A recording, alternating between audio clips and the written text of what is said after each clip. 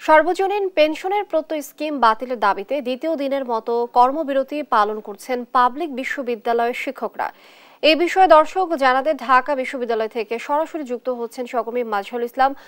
মাজহার, এই যে আন্দোলন নিয়ে কি বলছেন শিক্ষকরা এবং দাবির বিষয়ে তারা কোনো আশ্বাস বা আলোচনার প্রস্তাব পেয়েছেন কিনা সেই বিষয়টিও জানাবেন। আপনাকে ধন্যবাদ। আপনি যেমনটা বলছিলেন যে গতকালকে থেকেই কিন্তু বিশ্ববিদ্যালয়ের শিক্ষকদের কর্মসূচি অর্থাৎ অল আউট কর্মসূচি, যেটা অর্থাৎ কোনো রকমের শিক্ষা কার্যক্রমে তারা অংশগ্রহণ করবে না, তারই ধারাবাহিকতায় কিন্তু আজকেও শিক্ষকরা ক্লাস পরীক্ষা বর্জন করেছেন এবং আমরা এখানে এসে যেটি দেখলাম কোনো ক্লাস বা পরীক্ষা অনুষ্ঠিত হচ্ছে না এবং কলা ভবনে কোনো রকমের শিক্ষার্থী আমরা দেখতে পাইনি। একই অবস্থা কিন্তু প্রশাসনিক ভবনের সামনেও কর্মকর্তা কর্মচারী যারা রয়েছেন তারা কিন্তু তাদের কর্মবিরতি দিয়ে তারা একটা বিক্ষোভ মিছিল করেছেন এবং সেখানে তারা তাদের যে দাবিগুলো বলেছেন, যে ধরনের দাবি তাদের আগেও ছিল, একই দাবিতে তারা এখনো আছেন। এবং শিক্ষকরা ঢাকা বিশ্ববিদ্যালয়ের লাইব্রেরির সামনে দাঁড়িয়ে তারা কিছুক্ষণ কথা বলেছেন। তারা সেখানেও বলেছেন যে তাদের যে দাবি, এই দাবিটা শুধু শিক্ষকদের না, এই দাবি বিশ্ববিদ্যালয়ের যত ধরনের শিক্ষক কর্মকর্তা কর্মচারী আছে সবাই কিন্তু একই দাবিতে আন্দোলন করছে। আপনাকে একটি কথা বলে রাখি, গত 13ই মার্চ অর্থ মন্ত্রণালয় একটি প্রজ্ঞাপন জারি করেন, সেখানে একটি প্রত্যয় স্কিম নামে একটা স্কিম জারি করা হয়।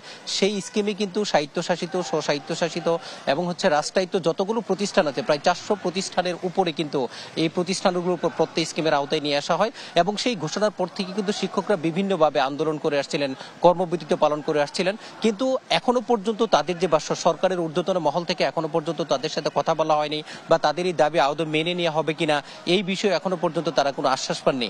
যার ফলশ্রুতিতে তারা যেটা বলছেন যে তারা কোনো রকমের আশ্বাস না পাওয়াই কিন্তু বাধ্য হয়ে তারা এই অল আউট কর্মসূচিতে গেছেন এবং যতক্ষণ পর্যন্ত না তাদের এই দাবি মানা হবে ততক্ষণ পর্যন্ত বিশ্ববিদ্যালয়ের কোনো কর্মকর্তা কর্মচারী শিক্ষক তারা কিন্তু কোনো কার্যক্রমে অংশগ্রহণ করবেন। আপনি দেখতে পাচ্ছেন যে আমার পেছনে কর্মকর্তা যারা কর্মচারী আছেন তাদের একটি মিছিল আসছে এবং সেখানে কিন্তু তারা স্লোগানের মাধ্যমে তাদের দাবি দেওয়া তুলে ধরছেন যে তাদের যে দাবি এবং তাদের বিরুদ্ধে যে ষড়যন্ত্রমূলক একটি সিদ্ধান্ত নেওয়া হয়েছে, এই সিদ্ধান্তটি সরকারের একটি আমলা যারা বিভিন্নভাবে বিশ্ববিদ্যালয় বা উচ্চশিক্ষা নিয়ে ষড়যন্ত্র লিপ্ত হয়েছে তারাই কার্যক্রমগুলো পরিচালনা করছেন। অপরপক্ষে কিন্তু অর্থ মন্ত্রণালয় থেকে কিন্তু একটা বিষয় জারি করা হয়েছিল, সেটি যে তাদের সাথে মূলত শিক্ষকদের নেই, মূলত এটা শুধু শিক্ষক না, এখানে আরো যে 400 প্রতিষ্ঠান আছে তারাও কিন্তু এই ইয়েতে পড়বে।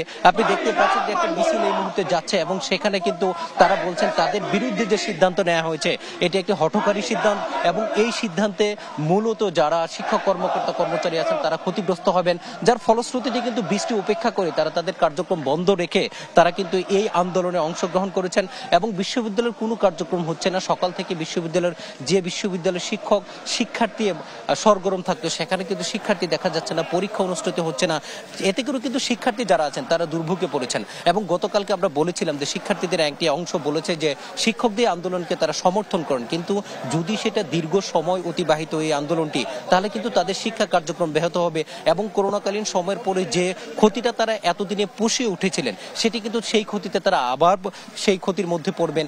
তাই তাদেরও দাবি যে সরকার জন্য দ্রুত এই শিক্ষকদের দাবিটা মেনে নেয় এবং শিক্ষক নেতা যারা আছেন তারাও কিন্তু বলছেন যে তারা এই আন্দোলন দীর্ঘায়িত করতে চান না, তবে যতক্ষণ না পর্যন্ত তাদের দাবি মেনে নেওয়া হবে ততক্ষণ পর্যন্ত এই আন্দোলন তারা চালিয়ে যাবেন। কারণ এই আন্দোলন মূলত তাদেরকে অস্তিত্ব রক্ষার আন্দোলন, কারণ এই আন্দোলন অনেক দিন থেকে তারা করে আসছিলেন। সরকারের পক্ষ থেকে এখনো কোনো পর্যন্ত যেহেতু যোগাযোগ করা হয়নি, তারা ভাবছেন যে আসলে তাদের আন্দোলন ছাড়া কোনো বিকল্প নেই এবং যতদিন পর্যন্ত এই আন্দোলন চালাতে হয় ততদিন পর্যন্ত আন্দোলন চালিয়ে যাবেন। আপনাকে একটা কথা বলে রাখি, বাংলাদেশের 55টি পাবলিক বিশ্ববিদ্যালয় আছে যেখানে প্রায় 16,000-এর বেশি শিক্ষক আছেন এবং 34,000-এর মতো কর্মকর্তা কর্মচারী আছেন। তাদের সবারই কিন্তু একটি দাবি, এই দাবি মেনে না নেওয়া পর্যন্ত তারা কোনো কার্যক্রমে অংশগ্রহণ করবেন না। তাই তাদের প্রত্যাশা সরকার দ্রুত সময়ের মধ্যেই তাদের এই দাবিটি মেনে নেবেন। আপনাকে একটি কথা বলে রাখি, সরকার কিন্তু এর আগেও 4টি স্কিম জারি করেছিল, সেখানে কিন্তু বিশ্ববিদ্যালয়ের শিক্ষক কর্মকর্তা কর্মচারী ছিল না। মূলত 13ই মার্চ যখন প্রত্যয় স্কিম জারি করা হয় সেখানে কিন্তু স্বায়ত্তশাসিত স্বস্বায়ত্তশাসিত রাষ্ট্রায়ত্ত প্রতিষ্ঠানগুলোকে ইনক্লুড করা হয়, তখন থেকেই মূলত এরা তার বিরোধিতা করে আসছেন এবং এখন পর্যন্ত তারা আন্দোলন করে যাচ্ছেন এবং তারা বলছেন আগামী দিনেও তাদের দাবি মেনে না হলে এই আন্দোলন চলতে থাকবে। এই ছিল ঢাকা বিশ্ববিদ্যালয় থেকে শিক্ষক কর্মচারীদের আন্দোলন সম্পর্কে আমার কাছে সর্বশেষ তথ্য।